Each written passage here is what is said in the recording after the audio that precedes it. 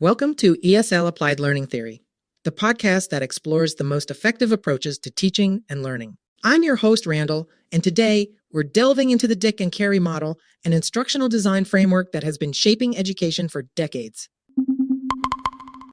The Dick and Carey Model, also known as the Dick and Carey Systems Approach Model, is a systematic method used in designing effective educational materials and courses. It's a structured process consisting of several phases, each with its unique role in creating successful instruction. Let's break down the Dick and Carey model step by step with examples. Step 1. Identify instructional goals. Imagine you're a language teacher, and your goal is to improve your students' speaking skills in English. Your instructional goal could be, by the end of this course, students will be able to engage in a 5-minute conversation in English on a given topic. Step 2. Conduct instructional analysis. You analyze your students and discover that they have varying levels of English proficiency. Some are at lower level of proficiency, while others are more advanced. You also consider the classroom environment, available materials, and the fact that some students have specific learning needs. Step 3. Analyze learners and contexts. It's here that designers look even closer at the learners and the context in which they will learn. They identify entry behaviors and special needs, crucial for personalized instruction. For instance, in this phase, you identify that one student has a hearing impairment, so you need to provide transcriptions and closed captions to any visual materials you create. Others have different native languages, which could influence their learning, so you grade the language to ensure your learning experience is accessible by this audience.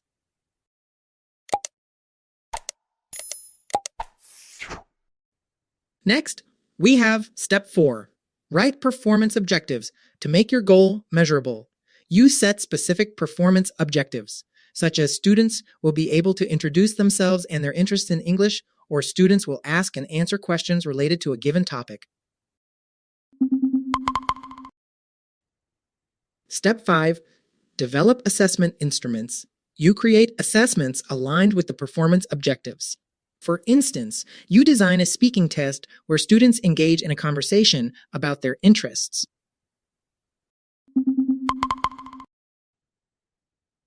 Moving on now to Step 6.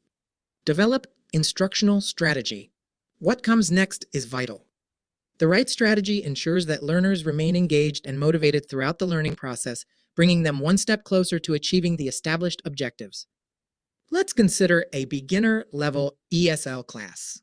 Your performance objective is for students to master basic conversational phrases. Here, the instructional strategy might involve using role-play exercises. You pair students and assign roles where they practice simple conversations like greetings, introductions, and asking for directions. This strategy is interactive, engaging, and directly aligns with the learning objectives. Example 2. Now, imagine you're teaching advanced ESL students aiming to enhance their business communication skills. Your performance objective is for them to write professional emails. The instructional strategy could involve a combination of case studies, simulated workplace scenarios, and email writing workshops. This strategy immerses learners in real-life business contexts and honors their email writing skills, aligning perfectly with the advanced level objectives. Now we move on to Step 7. Develop and select instructional materials. You choose textbooks, audio recordings, and online resources that support your instruction. These materials need to be engaging and effective in delivering the content, like using real-life dialogues and interactive exercises. Now it's time to design and conduct a formative assessment. In Step 8, you test your initial materials with a small group of students and gather their feedback. They tell you the audio resources are too fast for beginners and the closed captions are too small or get blended with the background so they can't see them. This is now an opportunity for you to revise your materials based on the feedback received from your learners. Finally, it's time to revise your instruction and evaluate your instructional and learning design. You take the feedback from your formative evaluation and make necessary revisions. You slow down the audio recordings and improve the quality of the captions to enhance the quality and effectiveness of the instruction. In the final phase, you assess the effectiveness of your instruction. You administer the speaking test to the students and find that most of them have achieved the objectives, but a few are struggling with complex topics, suggesting areas for improvement. This means you either need to revise your instruction once again or perhaps reconduct your instructional analysis, as something may have gone missing in the process, and that could be the reason why your students are still struggling.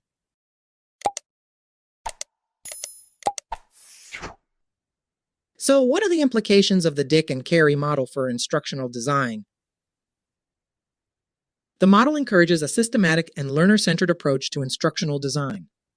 It promotes clear objectives, the use of appropriate assessment tools, and a continuous cycle of evaluation and revision to improve learning materials.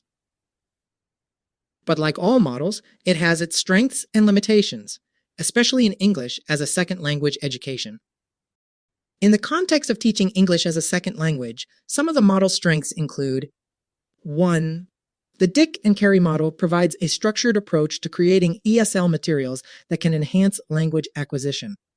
2. By focusing on learner characteristics and needs, it ensures ESL instruction is tailored to individual requirements, creating a personalized learning experience. 3. The emphasis on aligning assessments with objectives is beneficial in evaluating the language proficiency of ESL learners accurately. On the other hand, some of the model's limitations for ESL teaching and learning include: 1. Complexity. The Dick and Carey model, with all its phases, can appear quite intricate and may require significant time, effort, and resources to implement fully. In some ESL settings, especially those with limited resources or tight schedules, following this comprehensive model may not be practical. 2. Rigidity. While the model's structured approach can be an advantage, strictly adhering to it may lead to inflexibility. In the ever-evolving landscape of ESL teaching, where innovative methods and technologies frequently emerge, being too rigid in following the model might hinder the adaptation of instructional materials to new and more effective approaches. And 3. Overemphasis on objectives. The Dick and Carey model places a significant emphasis on performance objectives, which are measurable and specific learning goals. However, this strict focus on objectives may inadvertently overshadow other important aspects of language learning, such as cultural awareness, intercultural communication skills, and fluency. Effective ESL teaching isn't solely about achieving predefined objectives, but also about fostering an environment where learners can naturally acquire the language and feel confident using it in real-life situations. So, it's clear that while the Dick and Carey model provides a valuable framework for instructional design, it's not without its challenges, particularly in the dynamic field of ESL education.